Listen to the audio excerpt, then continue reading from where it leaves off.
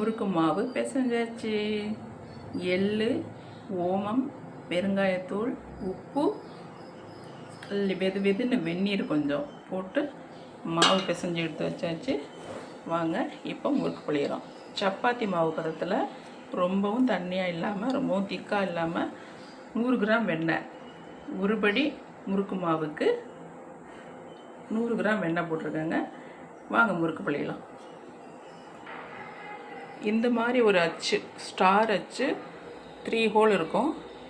இது மாதிரி நீங்கள் எடுத்துக்கிட்டிங்கன்னா முறுக்கு பார்க்குறதுக்கு ரொம்ப க்யூட்டாக இருக்கும். நான் இந்த மாதிரி 4 பிளேட் எடுத்துகிட்டு அதில் பிழிஞ்சு வச்சு எண்ணெயில் எடுத்து போடுவேன். உங்களுக்கு அது கம்ஃபர்டபுளாக இல்லை அப்படின்னா வாழை இலையில் வச்சு தட்டி போடலாம். இந்த மாதிரி ஒரு ஜல்லி கரண்டியில் வச்சு நீங்கள் முறுக்கு புழிஞ்சு எடுத்து போடலாம். நல்லா எண்ணெய் சூடாகிட்டு இப்போ நம்ம முறுக்கை போடலாம்.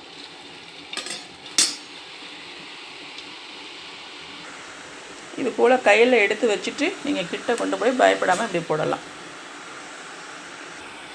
முறுக்கு இல்லாத தீபாவளி இதுங்க. எல்லார் வீட்லேயும் எது செய்கிறோமோ இல்லையோ முறுக்கு செஞ்சுருவோம். இப்போ பாருங்கள் நல்லா எண்ணெயில் வந்துட்டுருக்கு. நான் 1.25 லிட்டர் எண்ணெய் போட்டிருக்கேன். நீங்கள் எந்த எண்ணெய் வேணால் எடுத்துக்கலாம். கடலை எண்ணெய், ரீஃபைண்ட் ஆயில், தேங்காய் எண்ணெய், இன்க்ளூடிங் தேங்காய் எண்ணெயில் பண்ணிங்கன்னா முறுக்கோட டேஸ்ட்டு வேறு லெவலுங்க. இப்போது நான் 5 முறுக்காக போட்டிருக்கேன். இன்னும் கொஞ்சம் செவந்து அந்த எண்ணெயோட சலசலப்பு அடங்கினதுக்கப்புறம் நீங்கள் முறுக்கு எடுத்துக்கலாம். வெள்ளை கலராக வந்திருக்கு. இங்கே பார்த்தீங்களா?